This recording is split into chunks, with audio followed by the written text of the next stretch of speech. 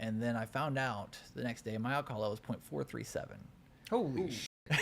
Like, the nurse told me that, and at first I'm like, that's awesome. Right. And then I'm like, that's how much I can drink and like walk and talk and remember. Right. And just not be, dead. Like at 0.4 is coma or death. Millie makes songs, hey, I made this one. Jerry builds bikes and they go real fast. They're mental defectives. Welcome to the Mental Defectives podcast, a show where we interview interesting individuals with a focus on addiction and mental health. I'm your host, Milligram. That's Millie if you know me. Mr. Graham if you owe me. Joined, as always, by the Harvey Keitel of Harleys, the gearhead with the heart of gold. It's Mr. Jerry with a G. I'm glad to be here. And today... Oh, tap the brakes. Just like you should tap that like and subscribe button. Ooh. Oh. Today, we have a very special guest. He's a sober man, avid traveler, runner, hiker. He's the Rita Repulsa of recovery. Please welcome Mr. Heath. Hey guys, how's it going? Good. How's it going, Heath? It's going good. Thank you for coming on today. Oh, no problem. I would say my pleasure, but I just wanted a shirt. Hell yeah. That's all we ask. Yes. Where are you from? Perry County, New Lexington. About an hour and a half southeast of here.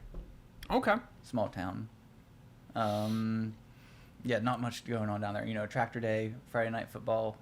The tractor days where the kids ride the tractors to school? To school? Oh, yeah. Yeah. Graduating Hell class yeah. of like 62. Oh, wow. Heck yeah. Small. When did you pick up drinking? I always we had a bar in our house, so I would kind of sneak downstairs and drink and whatnot. But my first two times I remember being drunk, I was 13, 14. I remember one time we were out on my parents' boat, though. I was probably 15 at this point, and my parents would kind of let me drink occasionally. Like I would fix my dad a drink, and then I'd fix myself one, and he'd take a sip and make sure it wasn't too strong. And then when he wasn't looking, I would add There more. it is. So yeah, the one time I was on the boat. I don't remember it, but Dad had to carry me off the boat. I do remember him telling me that we were going to have a talk when I woke up, and that's about all I remember from that. And then the other time was just I was a freshman in high school, and I remember we had a keg at my house, and I was waiting for my friend to pick me up, and I was with another friend, and we were just drinking from the keg, and while all the adults were partying.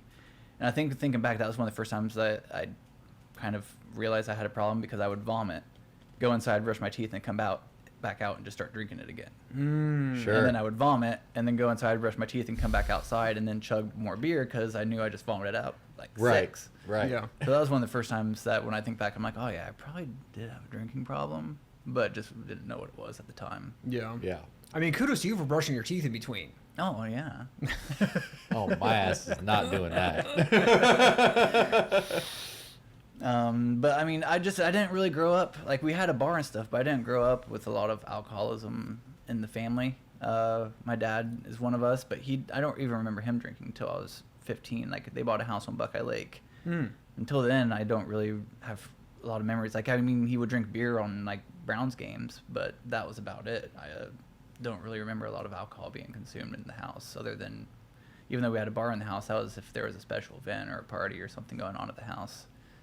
So yeah, alcohol wasn't really rampant in my family. There's a lot more mental illness, like on my mom's side, than there was as far as the alcoholism. So I kind of got it from both. Alcoholism on the dad's side, the mental illness stuff on the mom's. Yep. That is my family to a T. All right, so we're hitting the keg in high school, and then where do we go from here? You're living full time at Buckeye Lake at this point, or that's just like That's where my mom and dad divorced in second grade. So my dad and stepmom lived on Buckeye Lake. I still lived in New Lex with mom. Okay. But it's been weekends on the lake. During the summer, it's been a lot more time up there, just because it's Buckeye Lake. Right. But I was one of those.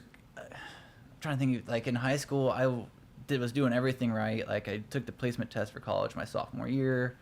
Then the summer after sophomore year, I was taking a college course that summer. Working at Subway.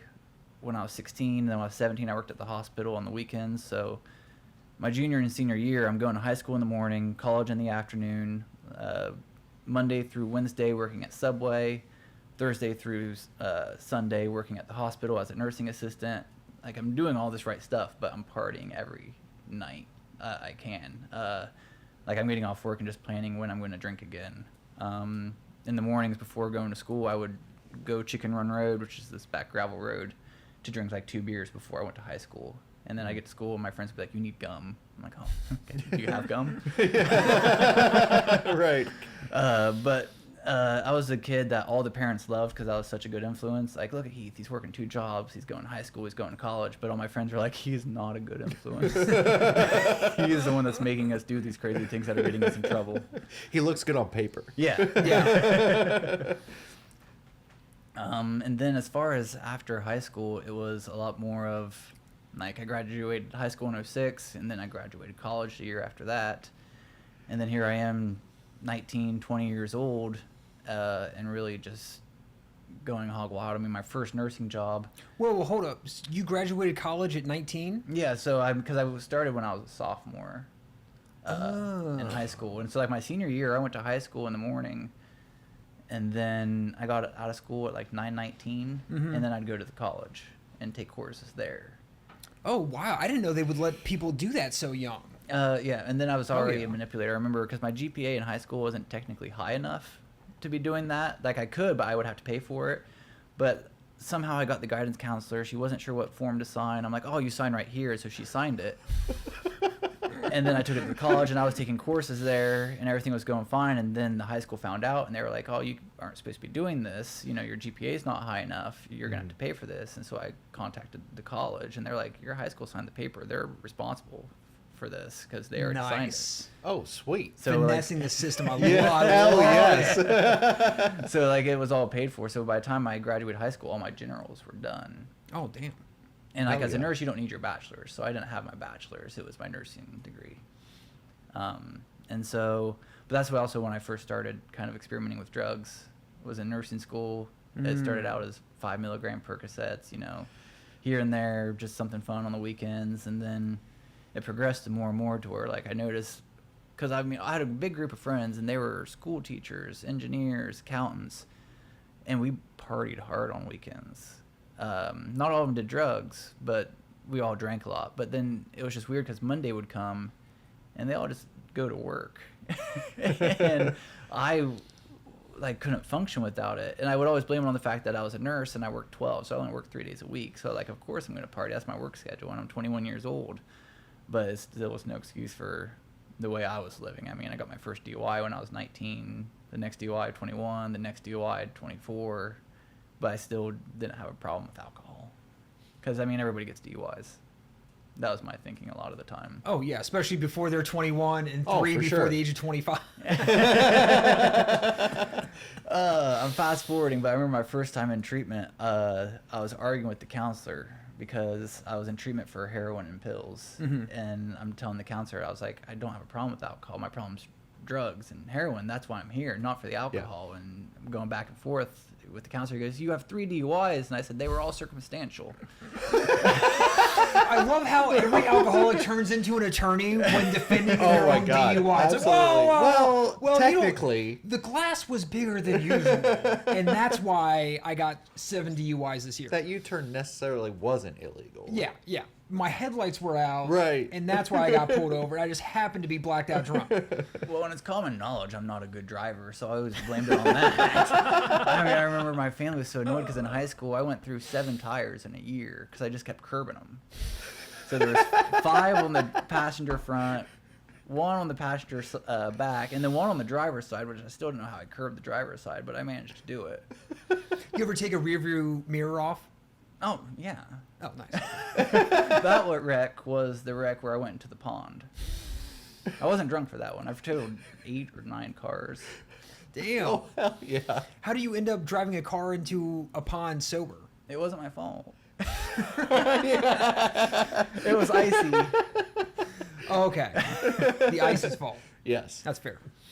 Okay, so you mentioned, dude, I've killed so many rearview mirrors, like trying to like roll a joint and drive with my knees and be like, Oh, "What?" sure. And you just hear like a thud, and then Yeah. you're like, "Oh, this is mailbox. We're good." Well, that's a country thing, the driving with your knee. I remember because the hospital I worked at was about 45 minutes from home, and I was like, I wonder if I can go all the way home without touching the wheel, and I did it. You told me about this. I went the whole way home, and I remember there was one turn that was really sharp, so I had to take my left knee and go like this, then hold the wheel with the right knee, and then bring the left knee back again and turn it more. I went off the road a little bit, but I managed to But you go. made it. I went from Lancaster to New Lex without touching the wheel. It's impressive. It is. Okay, so you're 19, you're a nurse working in the hospital, and this is when you start getting into Percocet and stuff. Is this like getting it off the street? Are you like lifting this from work? At that point, I was still getting it off the street. Just buying them here and there, and then I noticed like my buying was increasing and increasing and increasing, and it got to the point where I was just buying, this was when OxyContins were still around, and, you know, those were $80 a pill, and those things got my tolerance really high, and I'm still drinking a lot.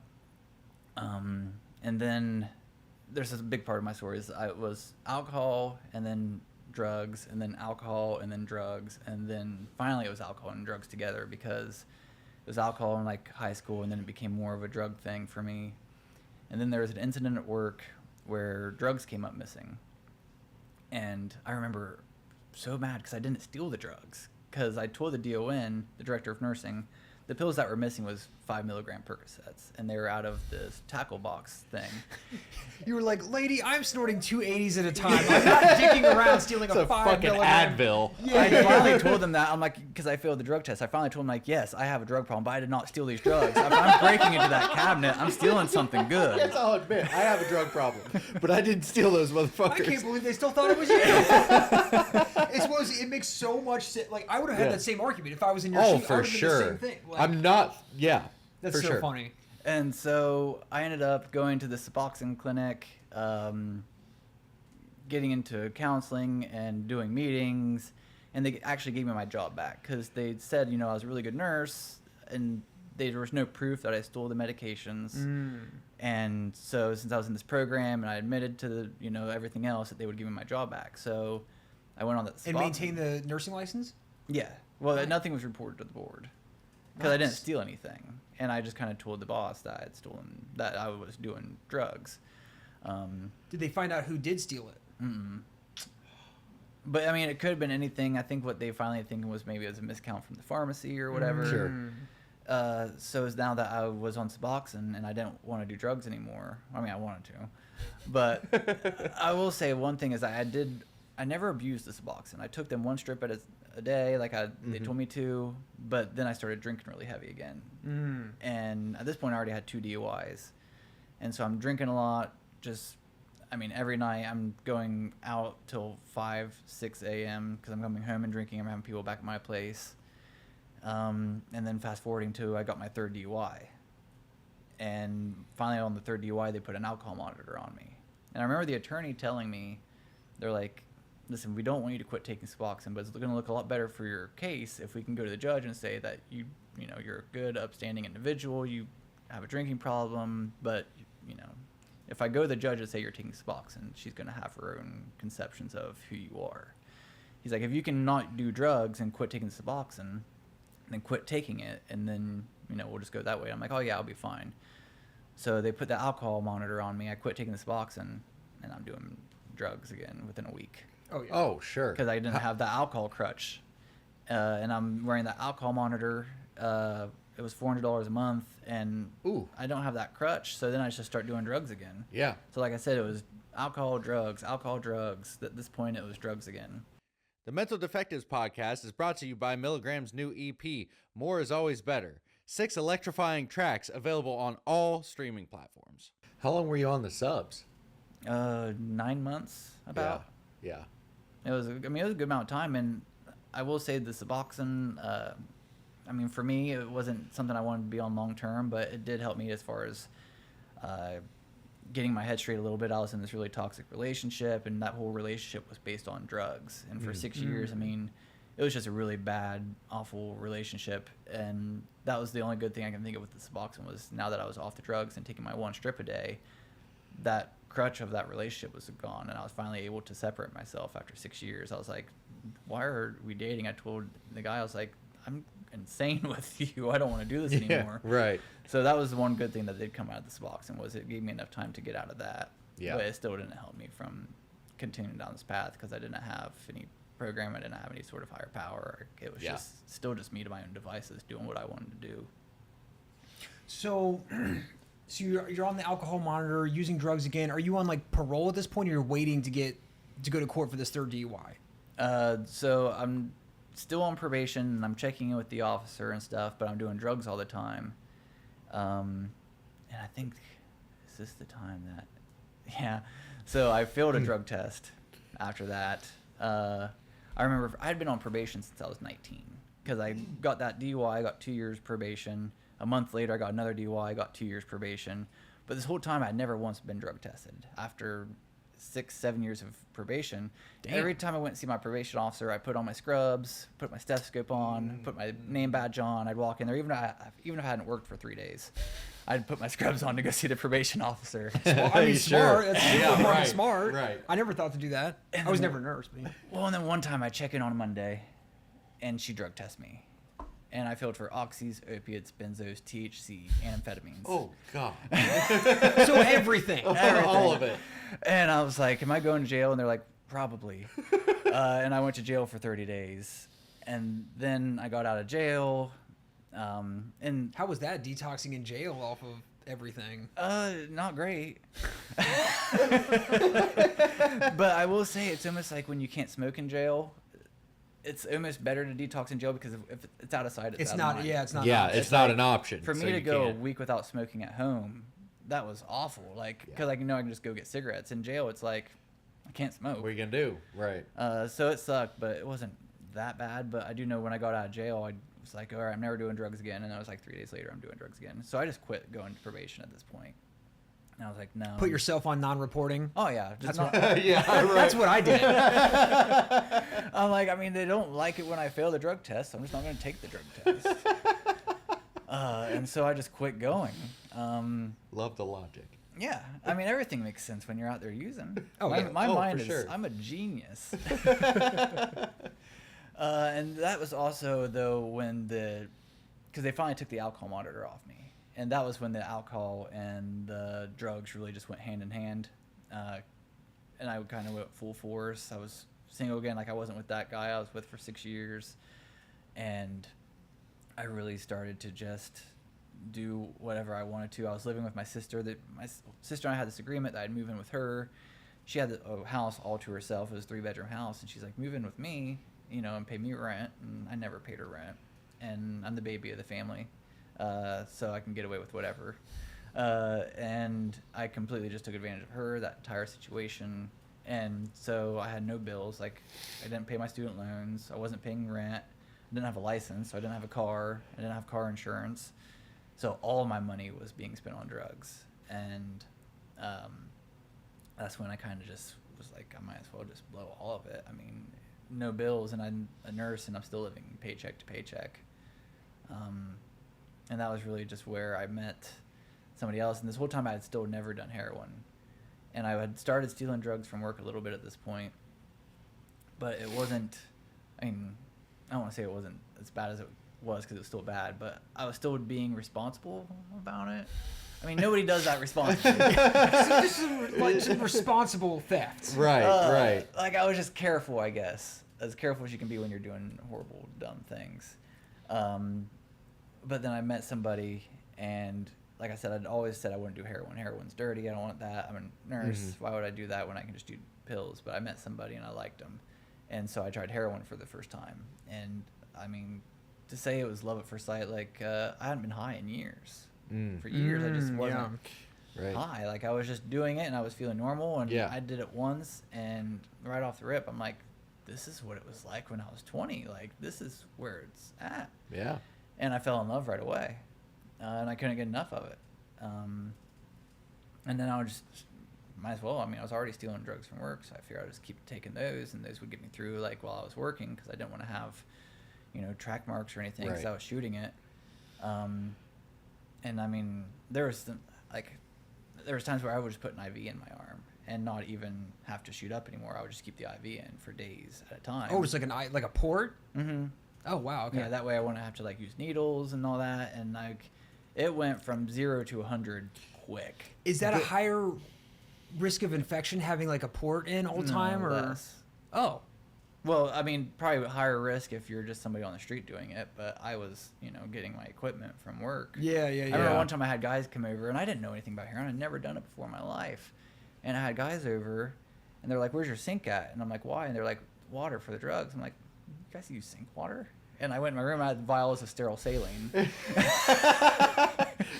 I'm going to inject these illegal street drugs into my body. Yeah. I'm going to use saline solution. He's cleaning, yeah, cleaning yeah. the shit. Yeah, a little alcohol Can I pad. offer you an alcohol swab? Love it. Love it. Amazing. And it came in handy because if I ever was dope sick, I just hang an IV and get my fluids in. Like I said, I went from 0 to 100 quick, but that only lasted for a few months. And then that guy I'd met, that fizzled out real quick, and I couldn't get heroin anymore. I didn't run in those circles. I never even got it when I was with him. He got it for me. And no amount of pills I could do would Touch get, it. Yeah. not even make me feel normal. They wouldn't even get rid of the withdrawals. Oh, Nothing shit. would even do anything for me, and that's when the theft really increased from work. I was getting more reckless, just not caring what I was doing because I couldn't even make it through my shifts without getting sick or just falling asleep. Like I remember there would be times when I just go in the med room and just close the door and fall asleep just because it hurt less to sleep. Yeah. And that was when that really started to just go out of control. I mean, it was already out of control, but that's when I started to get more and more just taking whatever I could get. Mm-hmm. How does that work? Like, because we've had a couple guests on in the medical profession talk about like taking drugs from work. Like, every time you're taking like narcotics out, there's like some kind of form you have to fill out, and then you're just like fudging the numbers on that, and then it takes weeks of that to mount up to. There's different ways. I mean, multiple ways to do it, but the way I did it was just, somebody has a prescription as needed, but they don't take it. The pharmacy still refills that prescription if you mark it down. So, like, even when I went to court, I was still giving my patients their meds, but if they weren't taking it, I was. And if they never took it, then You got the whole I script. got all of it. Because there's a lot of med prescriptions that just kind of sit there. And that's where I got into trouble because it was just... my life would have been so much different if I would have got caught right away when it happens. Oh, But, I mean, sure. I didn't get caught for a while. And when I did get caught, that's when everything just kind of went crazy from there. I remember... So I knew I was going to get caught. It was a Friday night, and the drugs were there, and I was like, I'm going to get caught. But they were my favorite ones. They're those pink tins. The color, the amount, powder, like everything about them was just the perfect amount. And freaking, it was a 12-hour shift, and I knew, like, I wanted these, and there was 28 of them, and I was, like, going through I wish there was words to describe it, but for that 12 hours, that thought did not leave my mind. Like, I'm going to do this and this and this and this. I'll get caught here. If I do this and this and this, I'll get caught here. If I do this and this, no, that won't work either. And then it's like 6:30 in the morning. My shift ends at 7 a.m. And I'm still processing how I'm going to get away with it. And then without even thinking, it was like a knee-jerk reaction. I just grabbed them, went into the bedroom, popped 3 of them out, snorted them. Like, okay, it's done now.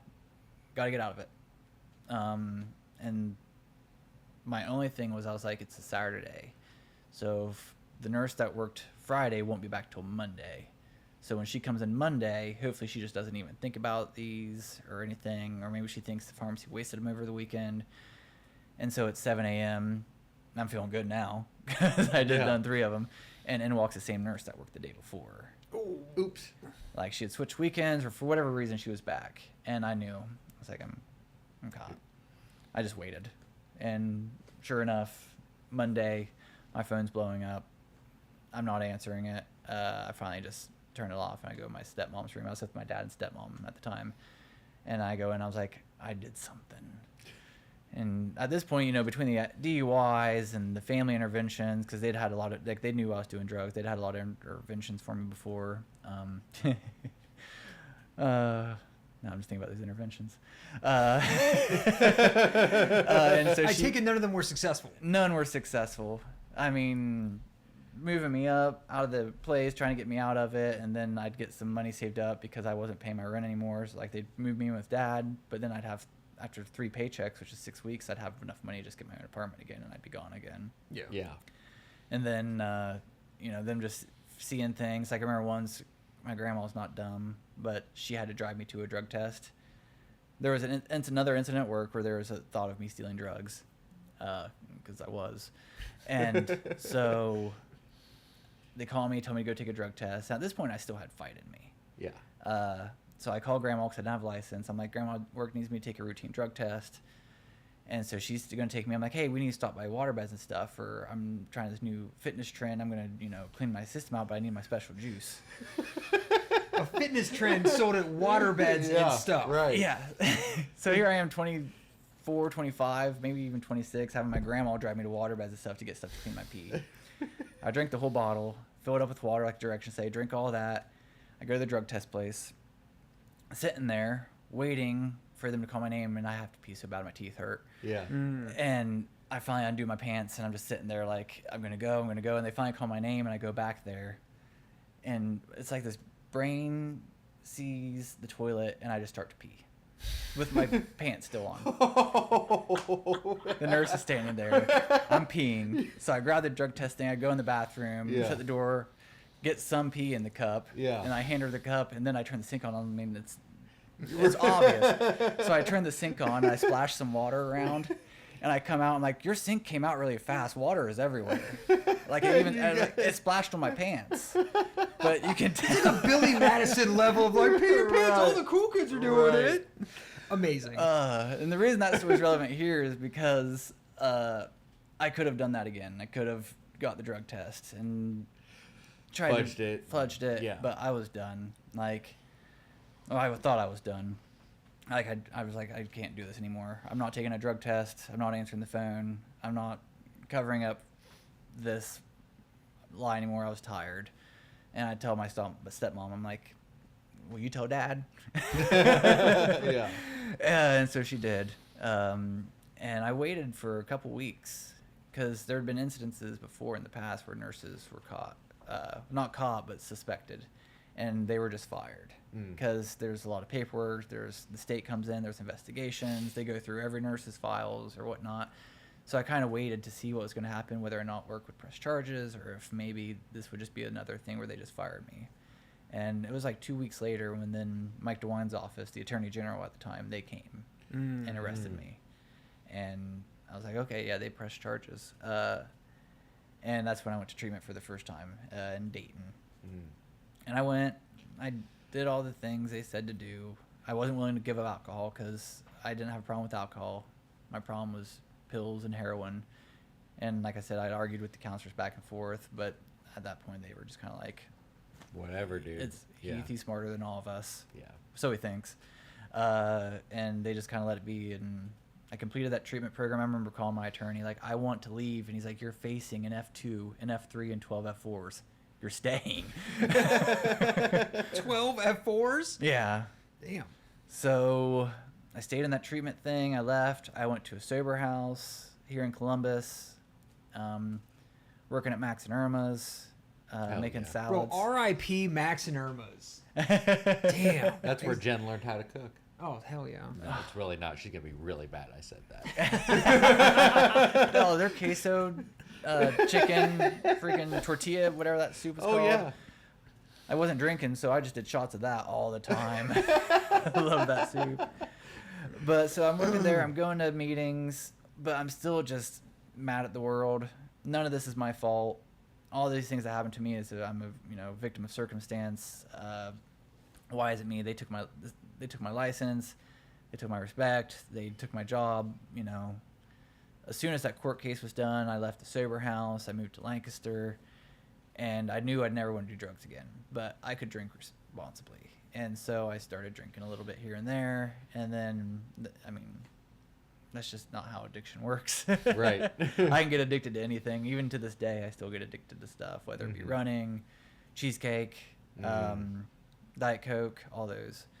But I started drinking really heavily. The court case was over. They dropped the F2 and they dropped the F3, but I pled out to the 12 F4s. I got 30 days in jail. Even then, my consequences for my actions, I did 30 days in jail with work release. Yeah. That's not bad. That's not No. bad at all. Yeah, that's fucking Not bad at all. I'd take that deal. And so even then, like, his consequences just still weren't there, and I just still was like, I can drink, and I was very much like I can't be a nurse anymore. I can't do anything else with my life. I'm just gonna be a bartender. Bartenders make great money. I mean, I know bartenders that own houses and drive nice cars. Like that's what society wants me to do because they did all this stuff to me. That's what I'll do. And so I started bartending, and from there it was just. It didn't take long until I was shaking. There was days when I'd wake up and my hands would be like this, and I'd have to straighten my fingers out, and my toes would curl, and I'd have to reach down and straighten my toes out. Damn. Is that just from like dehydration from alcohol, or like All I was drinking was alcohol. Usually the gallon jugs of Crown Royal. Mm-hmm. I would walk to the gas station, get one of those, drink that, and then around like 6, 7 o'clock at night to get me through the night, I'd go to the gas station because it was closer and just get gas station vodka to get me through the night. Ooh. And then as far as working, I was a bartender. Yeah. I managed to find 2 careers in my life up to this point, where one was a nurse where I stole drugs, and one was a bartender where I stole alcohol. all your bases covered? Yeah, hell yeah. And I just, the drinking was fun at first until it turned into a part where I just didn't leave. I got fired from a job for drinking. They breathalyzed me at work, and I blew a .25. They're like, you can't come back. As a bartender? Mm-hmm. How bad?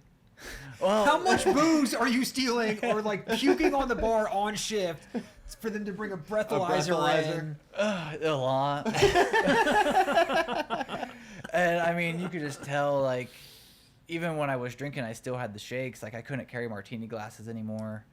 And so I went home, and I was like, all right, I'm going to quit. And this was the first time I ended up in ICU because I was like, I'm not that big of an alcoholic. I don't want people to know. Even as a nurse, I knew, like, alcohol withdrawals could kill you, but I'm not that bad. And I was. I just can't open my fingers in the Right. morning. And like, yeah. So fast forward a few days, and I don't remember this, but I left voicemails for my mom and voicemails for my sister. And my mom ended up, she kind of ignored the voicemails, just thinking I was drunk. And my stepsister called my mom and was like, no, there's something wrong. And I don't remember this, but mom found me. At some point, I was taken to the hospital. I was in ICU for 8 days, hallucinating. I do remember before mom came, I was hallucinating. People were breaking into my apartment. I couldn't walk anymore. I was crawling like to the sink to get drinks of water. I was apparently having seizures as well. So I was in the ICU for 8 days. My blood pressure was like 220 over 190. They did something to me where they just knocked me out for the 8 days because the alcohol withdrawals were going to kill me. Yeah. Got out of the hospital, went to detox for 2 weeks, went to treatment. How bad is 220 over 190 for us non-medical professionals? Oh, bad. Like, is that like, I'm going to, like, heart attack level or like? Oh, yeah, heart attack, stroke. Like, thankfully, that's why they knocked me out, just because it was way too bad. Yeah. I don't remember any of it, but apparently I was really mean to the nurses. I kept hallucinating Grey's Anatomy characters, which mom told me about. She said I kept yelling for Dr. Robbins, and my response was, why? She's peds. Like, why are we yelling for a pediatric Where's surgeon? McDreamy? I was trying to think I'm of the all name. about Behind Grey's the Anatomy. scenes, yeah, Jerry's a love huge it. Grey's Anatomy. Love it. Alex Karev. Yeah. But so I went to detox for 2 weeks, treatment center. They gave me a shot of Vivitrol. I left, went back to my apartment, started drinking again. I went right back to bartending, and I was just drinking with the Vivitrol until finally they stopped giving me the Vivitrol because I kept failing the alcohol test. They're like, you're still drinking. I'm like, yeah. Can I get more Vivitrol, though? And they're like, no. Now, Vivitrol, is that for alcohol as well? They use it for both. I didn't know I that. think it started out as specifically for alcohol, and then they changed it up to where now they use it more for opiates. Got it. But initially, I think it was made as a deterrent, kind of like Antabuse, where they got away from Yeah, that. yeah, yeah. I think this was Yeah. the new Antabuse because it doesn't make you sick. Wait, so Vivitrol won't make you sick? No. Oh, so you can drink on it. It's supposed to decrease cravings. That's it. And I think for normal people, it probably works, does. But Yeah. I mean, my cravings weren't because I physically craved it. Right. I just wanted it out of myself. Yeah. Yeah. Yeah. And I would just started drinking the same way I was before. A year later, I was like drinking my half gallon of Crown Royal every morning, and then going to get the gas station vodka, and right back where I was. And so I went back to the hospital and said, hey, I need a detox. And they're like, you need to call the detox center. I'm like, I already did. They told me they won't take me. I got to come here first. So they admitted me, and I'm like, are you putting me in the ICU? And she goes, no, we'll put you on the regular floor. And I know how it is. I used to be a nurse. Like, they know how we are. We're not good patients when you're in there for withdrawal. So I have no qualms for the way that she was with me, because it's hard.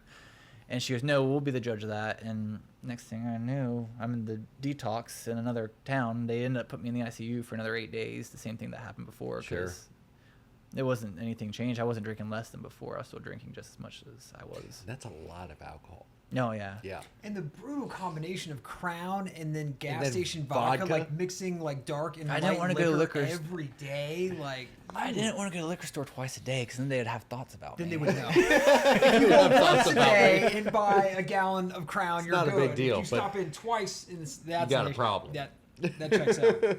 There's limits. And it's like, it's so funny because that's like such a ubiquitous thing between all alcoholics of like, oh, I like switch up the liquor store because they can't know. It's They like, don't know, yeah. this motherfucker that works at the liquor store could not care less Oh, how no. much alcohol Oh. an individual person is buying. And it's 9 a.m. and they say, can you sign the credit card slip? And I'm like,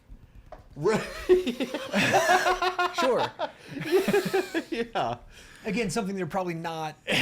They're probably very accustomed to that. Yeah, they're Sure. They don't care. Yeah.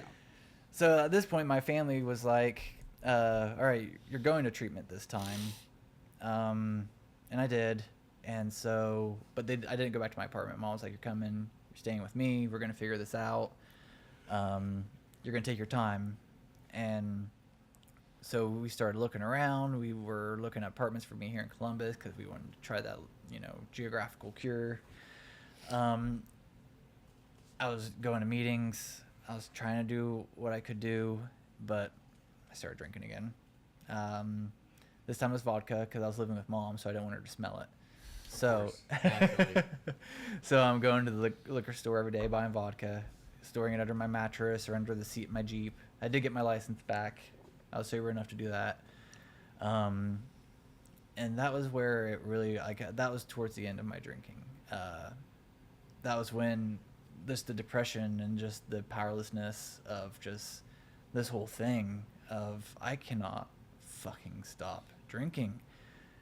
And I wanted to, but I don't know how to explain it, because it's not like I don't have control over myself driving to the gas station or driving to Kroger and buying that liquor, but I have no control over me buying that. It's like an out-of-body experience where I do it. And before I even know, I'm driving around drinking vodka because Mom's home. Or I would get off work and I'd sleep in the Jeep because I didn't want to go home because I knew that Mom would smell the liquor. And there was just no stopping it. Yeah. And that was 2020. I ended up going to rehab in March. So it was like February. Mom was she was house sitting. She wasn't out of town. She was house sitting. And I just really tied one on and got as drunk as I could. And I'd been having this thought for like a week of I don't want to die, but I don't want to live anymore. I don't want to drink and I can't stop. Mm-hmm. And I didn't know what to do. And like I'd had thoughts like that in the past, but I would never do that to anybody, especially my mom.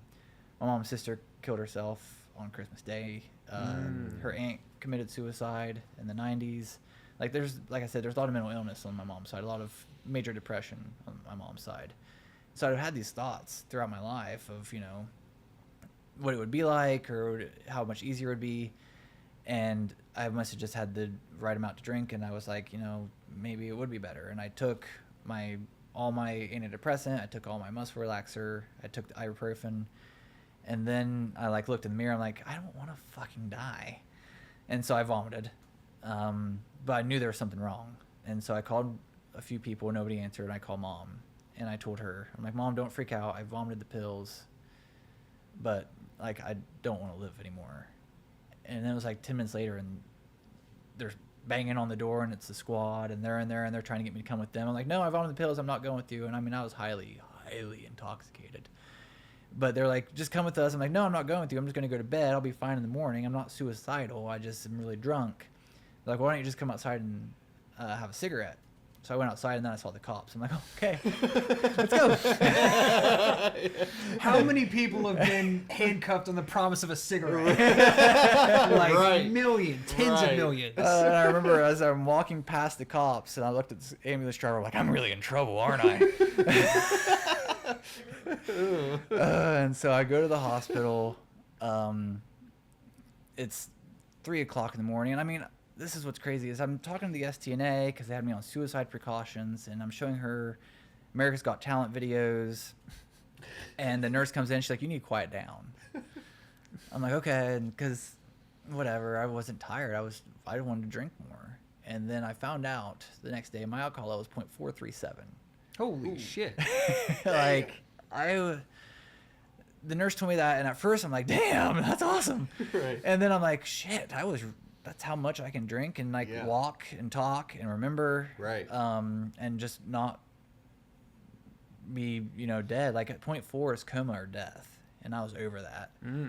And they pink slipped me to the psych. I went to psych.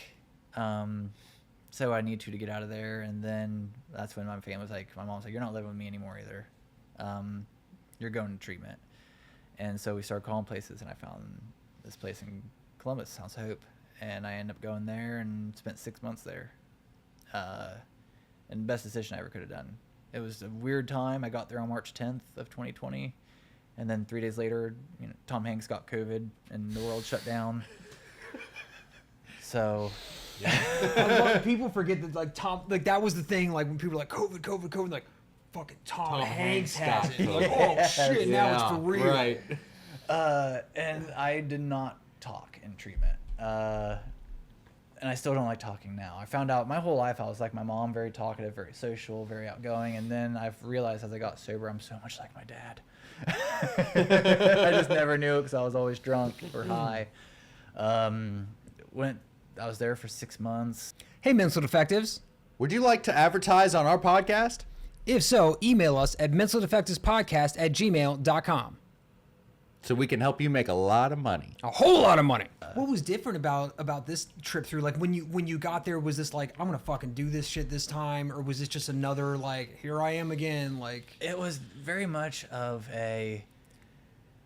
or was it Tom Hanks might die from the flu, so I need to get sober before he's dead? That too. I think the biggest thing that was different was just I didn't go there because I wanted to quit drinking. I just because I didn't want to quit drinking, and I was honest about that. Like, I don't want to quit drinking. I went there just because I couldn't live that way anymore. Like, Right. I needed something different. And I was not participating. I'd been there for like 2.5 months, and I still hadn't talked. And the counselor finally put me on a behavior contract, which is what you get put on before they kick you out. And it was like, you need to talk in groups or we're going to have to ask you to leave. And I'm like, I have nowhere else to go. So I started trying to talk in groups, made some really good connections. I went to sober living, did that. And that was honestly, I mean,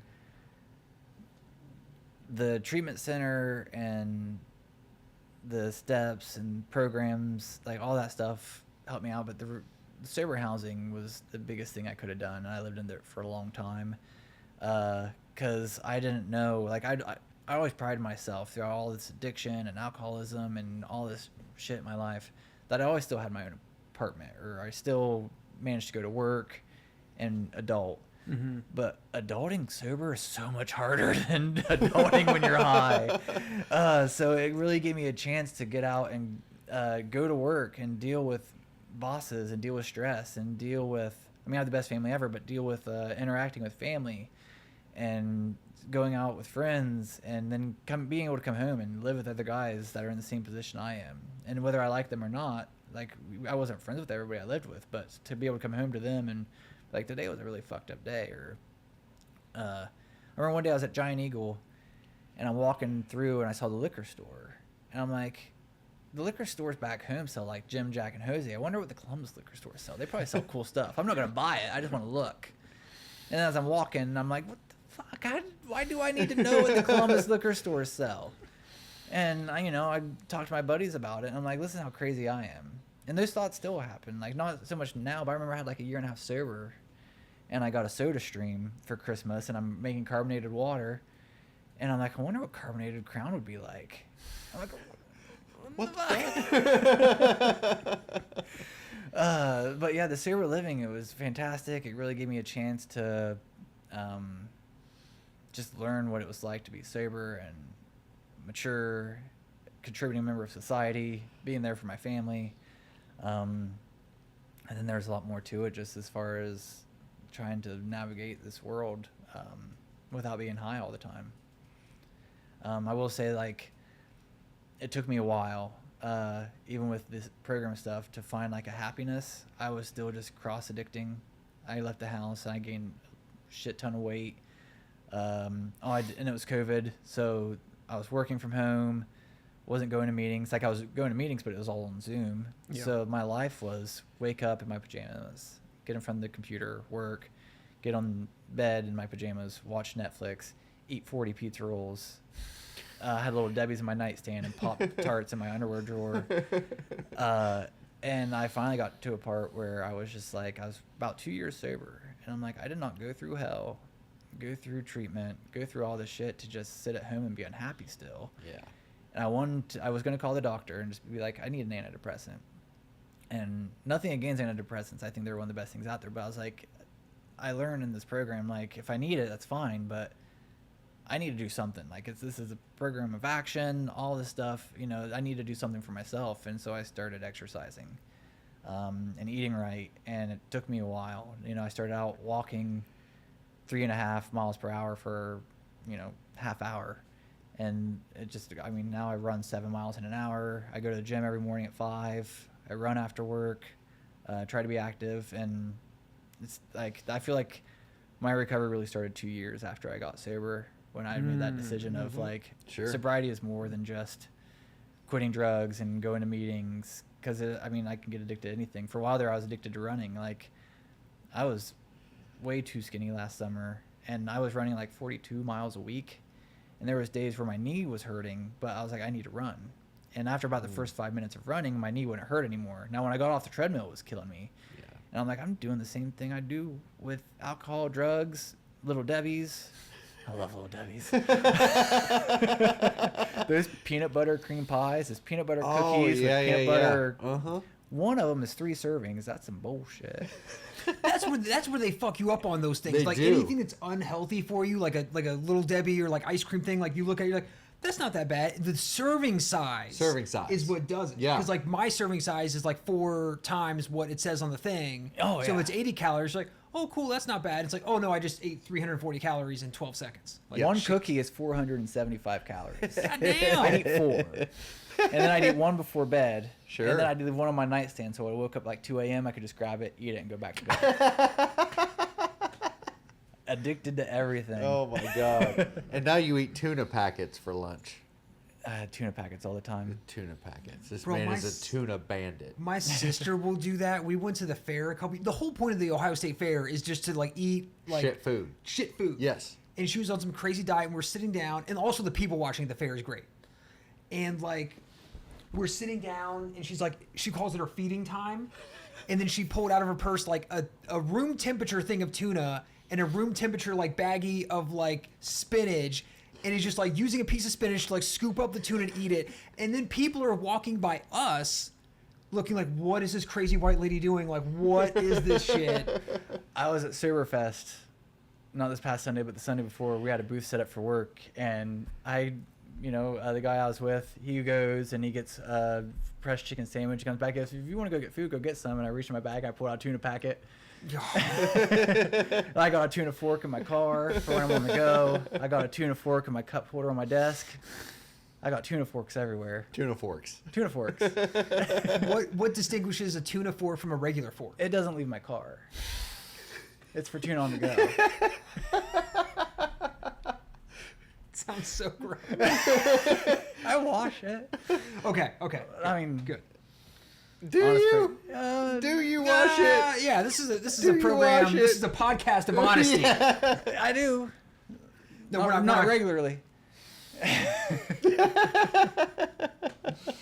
Oh my God. All right, so Heath, what advice would you have for someone getting sober? Build a good sober support system. Have your friends, they're the ones that really just, for me, helped out a lot. Maybe it's because I got sober during COVID and they were all I really had to talk to.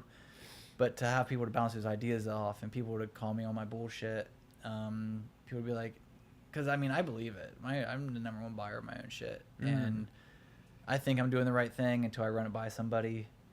So just having that support of people, like there was 4 of us that went through the house together, and we get together on Friday nights and watch movies, order pizza. I'd make bread pudding with my other buddy. Hell yeah. We were like old ladies getting together on Friday nights for Uno and bread pudding.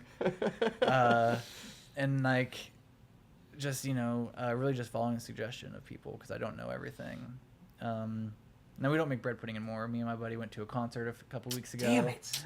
No, bread pudding is so good. Oh, so fucking good. The I bread know. pudding at Dear Dutchman. Never been. Oh, dude, yeah. Bro, That's their the move. buffet is like $18 or something, but the bread it's a pudding. buffet? Oh yeah. Yeah. I mean, you can order off buffet, but you go buffet. Go for the buffet. No, yeah. Dude. so Apple good. butter, Oh yeah. bro. Fire. Anyway. No, just following the suggestion, and then just really paying attention to myself. That's where like having those friends come in because, like I said, I get addicted to everything. There was a while there I was drinking 4 liters of Diet Coke a day, at least 3. I'd buy the 1 liter bottles because I don't look as weird if I walk around with that compared to a 2 liter bottle. Because I'd walk around with a 1 liter bottle, but I drink 3 to 4 of those every day. That's where I got the Soda Stream because it was just a matter of I was drinking so much Diet Coke. Like I gave up the food, started exercising, but I still wasn't drinking water, and I was just drinking Diet Coke alcoholically. All that stuff, and really just working through, talking to people, and finding out like, why am I getting addicted to these things? Why am I not being cognizant? What am I not doing? Why am I looking for outside sources of happiness? Yeah. Because I need to be happy with myself, and I feel like I'm getting a good balance now. But I'm still learning every day. I got sober in March of 2020, so I have over 4 years, but I'm still learning out who I am. When I drank and used for 20 plus years, it's going to take a while to clear all that fog. Yeah. And I remember talking to my counselor once in treatment because I wasn't talking in groups, and I was like, I don't know what to say because I don't know who I am anymore. Like I've always just been somebody else. I still laugh now when I go through my Facebook, like for you, not for you, but Memories? the memories. Yeah. And like my memory will pop up of like 10 years ago today, you posted this, and it's like, what kind of call was that? Whoever the coach from Buckeyes is, like, you called that a field goal or whatever. Like, I don't watch sports. Who was I trying to impress that day? Yep. So really just getting comfortable in my own skin and just being true to myself. I'm working on still doing that. Hell yeah. Hell yeah. What advice would you have for somebody like getting into like running? Running, quit smoking. Never. Never. Never. I was smoking when I first, this is so weird because I was still smoking cigarettes when I first started running. And then I quit like a month later. And within a week and a half of not smoking, I went from 4 miles in an hour up to 5.5. That Damn. quick.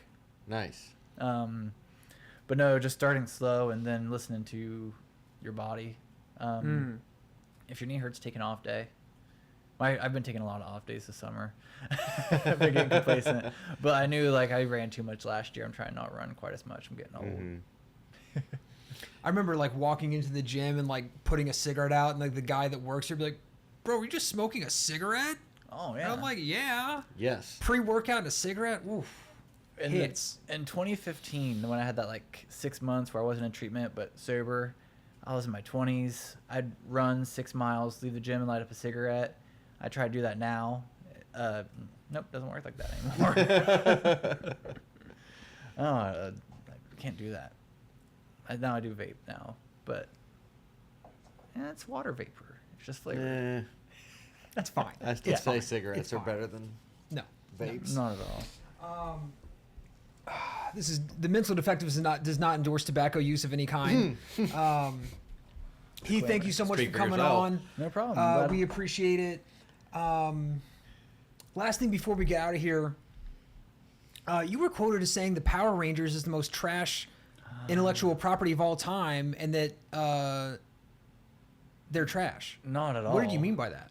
No. It's the Mental Defectives podcast. It's Milligram Jerry with a G. Heath, thank you so much. We'll see you next time. Like and subscribe. Later.